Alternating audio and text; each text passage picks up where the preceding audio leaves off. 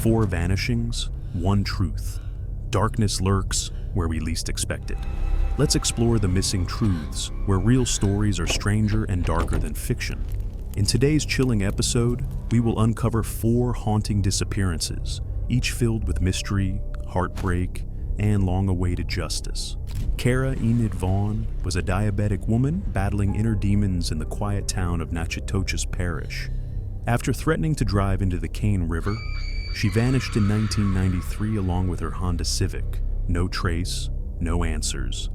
Until a shocking discovery 28 years later changed everything. Then there's Angela Mack and her 4-year-old son, Mikey, who vanished into thin air from rural Missouri. A broken home, troubled relationships, and a trail of lies nearly buried the truth. But nearly 20 years later, a twisted confession finally exposed a killer and a horrifying secret that left a community shattered. Barbara Tucker was just 19, full of life, talent, and ambition, until a walk to her evening college class in 1980 turned fatal. Her murder would go unsolved for 4 decades. But one determined detective and a breakthrough in DNA would finally bring a name and a face to the horror. And finally, Krista Luth, an animal-loving botanist with dreams of Cornell who simply vanished on her way to class. Her cat left behind, dinner still warm on the stove, all signs pointed to someone she knew. But would the evidence be enough to prove what really happened that night? Each of these cases asks one impossible question. How can someone disappear so completely, and why does it take decades for the truth to surface? Stay with us, because what happens next will leave you speechless. Case file number 1. The disappearance and discovery of Kara Enid Vaughn. Our first case involves the tragic story of Kara Enid Vaughn, a 40-year-old woman from Natchitoches Parish, Louisiana. Kara lived with the burden of diabetes and was reliant on medication to manage her condition. However, the challenges she faced went far beyond her physical health. Despite being surrounded by family and friends, Kara carried an emotional weight that left her feeling isolated and deeply alone, even in her hometown community. Kara's struggles were largely internal, hidden from those around her. But on one particular day, she made a concerning confession to her older sister, Enid Vaughn, who at the time was working as an anchor for CNN Headline News. Kara expressed a chilling threat to drive her car into the Cane River, a waterway located just south of their county. Her words raised alarm, but no one could have predicted how serious that moment would become. In 1993, Kara left her home with only a small sum of money and the keys to her Honda Civic. She drove off and never returned. When Lynn realized Kara and her car were both missing, she contacted local law enforcement in a panic, reporting her sister and the vehicle as missing. The sheriff's office launched an investigation, exhausting every possible lead in hopes of finding her. At the time, a string of serial killings had been reported along the Shreveport corridor, not far from Natchitoches Parish. Lynn feared the worst, that one of these killers had come into town and claimed her sister. However, no evidence supported this theory. The case remained stagnant, with no physical evidence, no eyewitness accounts, and no sign of Kara or her vehicle.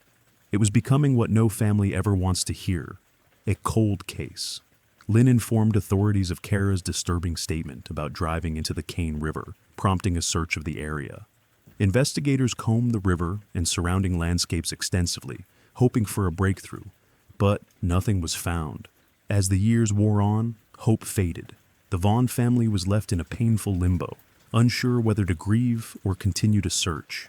In 2012, after 19 years of unanswered questions, Kara's mother passed away without ever knowing what had happened to her daughter. The family remained haunted by the absence of closure, of Kara, of truth.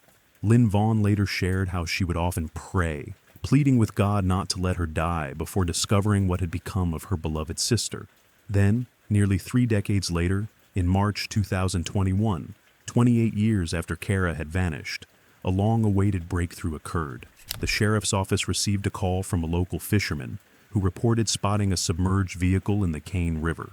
On March 12, 2021, a dive team was dispatched to the site. By March 15th, the sheriff's divers, working in conjunction with the Calcasieu Parish Marine Unit, located and recovered a sunken Honda Civic from the river's depths. the very vehicle that had been missing since 1993. Divers carefully searched the vehicle and made a heartbreaking discovery: human remains, along with personal identification belonging to Kara Enid Vaughn. Though the items strongly indicated the remains were Kara's, the sheriff's office sent them for forensic analysis to confirm the identity beyond doubt. The tests returned with conclusive results. The remains were indeed Kara's. The news, while devastating, brought a long-awaited sense of resolution to the Vaughn family. After nearly 3 decades of uncertainty, they finally had answers. Lynn, though overcome with grief, expressed a quiet relief. Her sister, she believed, was now reunited with their mother in peace. The discovery closed one chapter in a painful family history, but it also served as a reminder of how long grief can linger and how deeply we hope for truth, even when it seems out of reach. Case file number 2, the vanishing of Angela Mack and her son, Mikey. Today we delve into a haunting and perplexing case that spans nearly 2 decades, one that begins in the rural heartland of America and ends with tragic revelations and even more unanswered questions. This is the story of Angela Mack, a young mother who vanished without a trace, along with her 4-year-old son, Mikey. For years, it was a mystery buried in confusion, silence, and delay. But when the truth finally came out, it was more disturbing than anyone could have imagined. The early life of Angela. Angie Mack. Angela Mack, affectionately known as Angie, was born in the warm, coastal town of Escondido, California. She spent her early years soaking up the sun, laughter, and joy that defined her childhood. But that all changed after middle school, when her family uprooted and moved across the country to Fulton County in Salem, Arkansas. This new setting was a world apart, rural, tightly knit, and nestled deep in the foothills of the Ozarks. Yet, Angie adapted. Petite, blonde, and blue-eyed, at just 5 feet 3 inches and 100 pounds, she quickly built a small, loyal group of friends. They remember her as funny, loud, vibrant, a real firecracker. She was the kind of girl who could pull a prank and light up a room in the same moment. But behind the laughter was a young woman drawn into difficult relationships, and those relationships would shape the course of her life and death. Love, loss, and trouble. Unfortunately, Angie had a pattern of choosing the wrong men. Her first serious relationship was with Tommy Retu, a troubled teen with a rap sheet and a meth addiction. Despite his chaos, Tommy cared deeply about their son, Mikey Retu, whom they had as teenagers. Next came Jeremy Durbrock, Angie's second boyfriend, and the father of her younger son, Matthew. Jeremy had a long history with law enforcement, having been arrested 9 times between 2004 and 2019 for charges ranging from drug offenses to domestic abuse. Then came her third and final partner, James Cox, a man Angie would eventually marry. They never had children together, and shortly before Angie disappeared, the couple was involved in a head-on collision that killed 2 people. Cox, who was already wanted on an outstanding warrant, was arrested for felony firearm possession. That left Angie alone, a single mother with 2 toddlers and no partner to lean on. And just a few months later, Angie and her son, Mikey, vanished. The disappearance. It was summer 2002 when Angela and 4-year-old Mikey disappeared without a trace. Strangely, it wasn't Angie's family who reported her missing. In fact, no one did, not at first. The first person to sound the alarm was her ex, Tommy Retu, who reported Mikey missing to authorities in Fulton County, a full day after their disappearance. The county sheriff at the time, Albert Al Rourke, quickly filed a missing persons report for Mikey. Mikey was described as a 3-foot-tall boy with light brown hair, brown eyes, and weighing between 40 and 50 pounds. But here's where things take a troubling turn. No report was filed for Angie. It wasn't until 2 years later, in May 2004, that Angie's mother, Lorna Poole, finally reported her daughter missing. 2 whole years. Even then, the system botched things further. The photo submitted to the national database wasn't even Angie. It was another woman vaguely associated with Mikey's father. Sheriff Rourke denied submitting the incorrect image. But still, how did no one notice? Too many red flags. Now, let's pause here. A single mother disappears. Her toddler is reported missing. Yet no immediate concern is raised about her. No search parties. No media attention, nothing. Even her own mother waited 2 years. Law enforcement gave no explanation, and sadly, this delay would cost Angie and Mikey their chance at justice at least for a long time. To make matters worse, Angie's ex, Tommy Retu, who reported Mikey missing, died not long after. After a violent arrest, Tommy confessed to ingesting a cocktail of meth and heroin while in jail. He collapsed, convulsed, and died later that night. His death raised eyebrows, but after an investigation, he was cleared of any involvement in Angie and Mikey's disappearance. Theories, rumors, and dead ends. Over the years, bizarre theories emerged. Some said Angie traded her son for a bus ticket. Others claimed she overdosed and was buried in a shallow grave. A post on the Charlie Project website, supposedly by Angie's second boyfriend Jeremy, echoed one of these rumors, saying she overdosed and was buried on private land. Another woman, Rachel Deanne, a friend of Angie's, shared a tip on Facebook, claiming her ex-husband confessed to burying Angie's body near the site of a shooting incident. But none of these leads went anywhere. They were dismissed, ignored, or left to gather dust. The cold case heats up. It wasn't until 2020, nearly 18 years later, that a breakthrough finally came. Enter Dale Weaver, a seasoned investigator who took over the cold case. Weaver started connecting dots long ignored. He uncovered that just weeks before disappearing, Angie had left Mikey with a couple in Alton, Missouri, hoping they would adopt him. She changed her mind, bought a bus ticket to Springfield, and returned to retrieve her son. She was picked up from the bus station by the same couple, Clarence and Barbara Cruzen. That was the last time anyone saw Angie alive. The truth unfolds. Weaver brought in the FBI, who began questioning James Cox and his brother Jeremy, both behind bars. They named the couple in Alton, Clarence and Barbara, as the last people connected to Angie and Mikey. By this time, Clarence Cruzen was dead, shot under mysterious circumstances in Laredo County. Barbara was still alive and full of lies. At first, she claimed that Clarence had seen Angie off after her visit. But when pressed, her story kept changing. Weaver requested a polygraph test from the FBI. Barbara failed, miserably. Then came the horrific truth.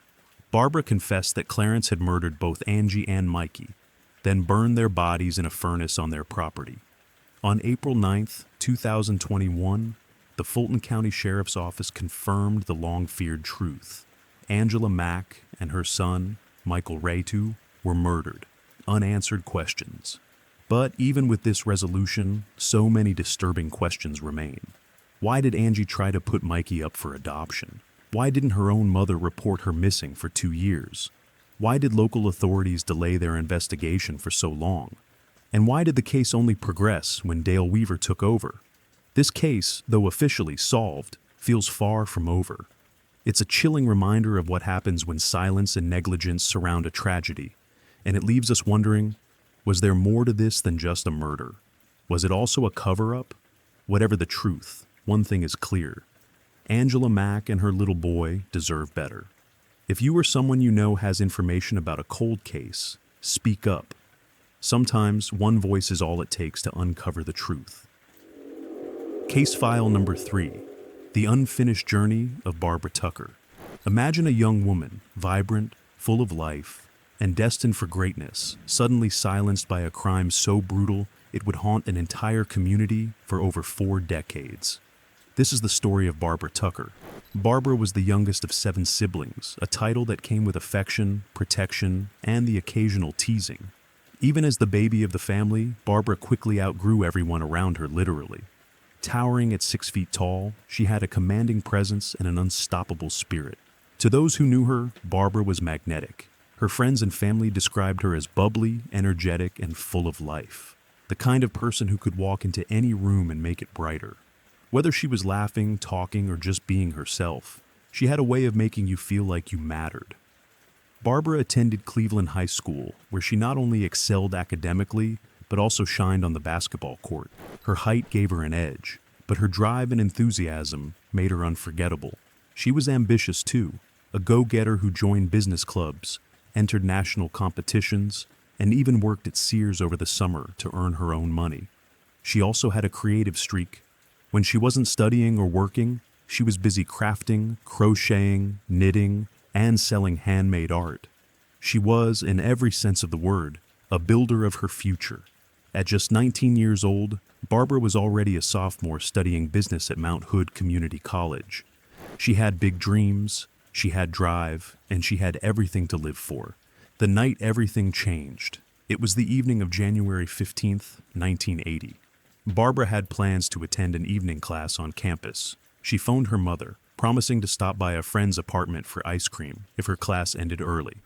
It was a simple conversation, a routine check-in, one that no one knew would be their last. Barbara left her apartment on Northeast 23rd Street, walking toward her class. She never made it. The events that followed were reconstructed by investigators using witness testimonies. A chilling puzzle of confusion, inaction, and horror. A woman reported seeing Barbara in the woods near the campus. She wasn't alone, a man was with her. Others saw her frantically trying to flag down passing cars. One witness saw a man, wide-eyed and dazed, emerge from the bushes nearby. Several people recalled seeing a man grabbing Barbara by the arm and dragging her into the woods. He was described as being in his early 20s, around 6 feet tall, broad-shouldered with a square neck. He was sharply dressed in a beige knitted ski cap, navy blue ski parka, and blue or gray pants. Witnesses noted his distinctive swagger, a cocky, arrogant strut that made him stand out. Yet, despite these troubling sightings, no one stopped to help. Many assumed it was a prank or some reckless game.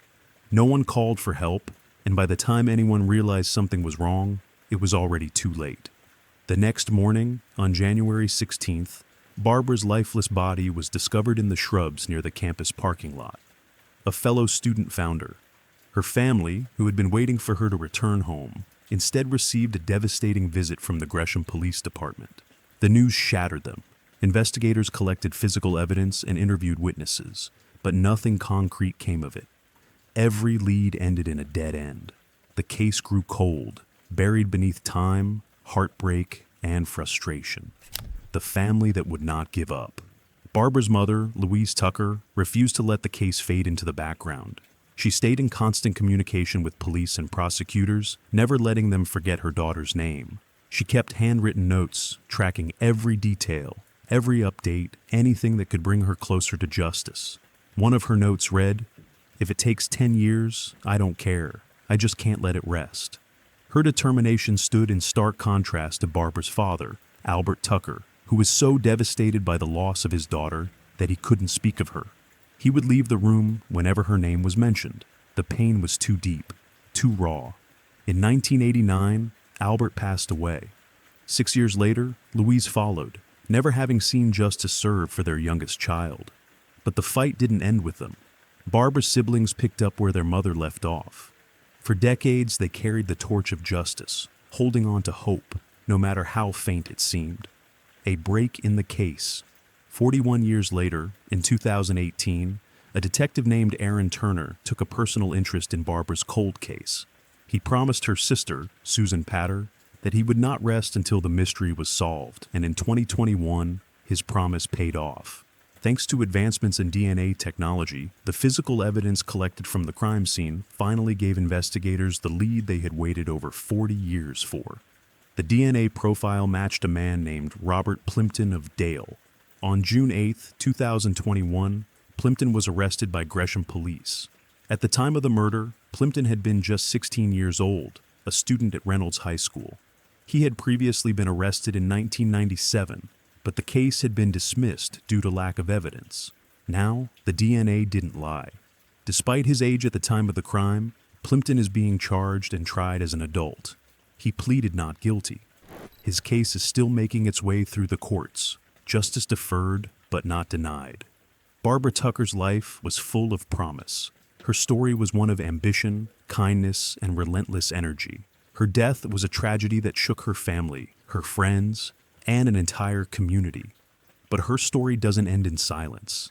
It ends with the truth finally breaking through the darkness, powered by a mother's undying hope, a family's devotion, and the persistence of those who refused to let her memory fade. Justice for Barbara Tucker may have taken over 4 decades, but it's finally within reach. If you or anyone you know has information about an unsolved case, reach out. because every name deserves answers. Every story deserves closure. Case file number 4. The disappearance of Krista Luth. Krista Luth was the kind of person everyone liked. Friendly, intelligent, and kind-hearted, she had a deep love for plants and an even deeper affection for her cat, who was rarely out of her sight. With a degree in botany already under her belt and ambitions of pursuing a second in horticulture, Krista was well on her way to building a life full of growth, both literally and metaphorically. She dreamed of earning a spot in Cornell's prestigious graduate program. But her life took a turn in the fall of 2008. Following the end of her relationship with her live-in boyfriend, Brad Cornea, Krista was left navigating life on her own.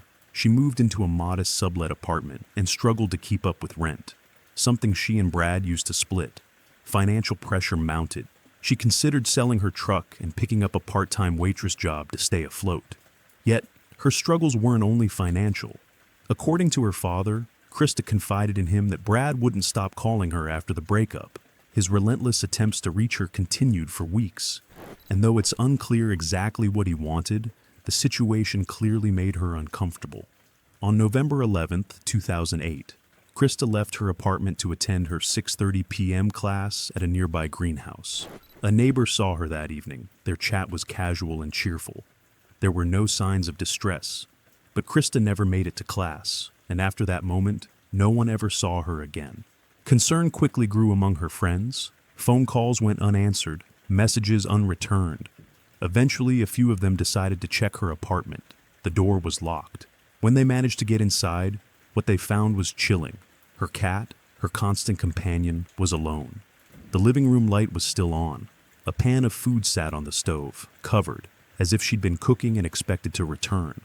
Everything felt frozen in time, except Krista was gone. Her friends and family knew immediately something was wrong. Krista was responsible. She wasn't someone who would abandon her beloved pet, or disappear without telling anyone. As the investigation began, suspicion quickly turned to the last person who'd been obsessively contacting her, Brad Cornea. Phone records confirmed that Krista's last outgoing call was to Brad. Even more damning, a deputy testified that on the very night Krista vanished, he encountered Brad on the side of the highway, just 8 miles from Krista's apartment. Brad's truck had supposedly broken down. When the deputy offered assistance, Brad declined, saying a tow truck was already on its way. It wouldn't be long before Brad was officially considered a person of interest. Months later, a disturbing discovery was made. Investigators recovered Krista's driver's license, her debit card, and her broken cell phone, all in the same area. The evidence painted a grim picture, and when Brad was brought in for questioning, his story didn't add up. He gave inconsistent false statements about his whereabouts. By September 2009, Krista's case was formally reclassified as a homicide, but without a body, prosecutors were hesitant to move forward. In 2014, Brad was officially named the prime suspect, but still, the case stalled. Then came another unsettling detail. Brad had racked up over $500 worth of pornographic charges on Krista's cell phone after her disappearance. It seemed he wasn't just trying to erase her presence, he was exploiting it. Detectives believed they knew what happened. Krista, always kind-hearted and perhaps still hopeful for closure, may have agreed to ride with Brad to class. Phone data supported this theory. It's believed that Brad tried to reconcile, but when Krista refused or said something that set him off, he snapped, and just like that, she was gone. Years passed, leads dried up, the case went cold. Then, in 2017, Brad Cornea was convicted of sex trafficking and using a computer to commit a crime. He was sentenced to 16 to 40 years in prison. By 2021, 4 years into his sentence and still no sign of Krista's body, authorities made a bold decision. Tired of waiting, they issued a warrant for Brad's arrest this time, in direct connection with Krista's disappearance and presumed death. Though her remains have never been found, all evidence, the phone calls, the location data, the suspicious behavior, the lies pointed to one man, Brad Cornea. Krista Luth was a bright soul with big dreams. She deserved so much more than to become another missing person in a forgotten file. And while justice may be slow, it hasn't given up. The question remains, will Krista's body ever be found? And will Brad Cornea ever tell the truth? That concludes today's video. I truly hope this gave you valuable insight into some of the most overlooked cases throughout the years. If you found this helpful, please consider liking, subscribing, and turning on notifications to stay updated. If you're not sure what to comment, just drop a 555. It lets me know you watched till the end. Thanks again for your time and support. There's more on the way, so stay tuned.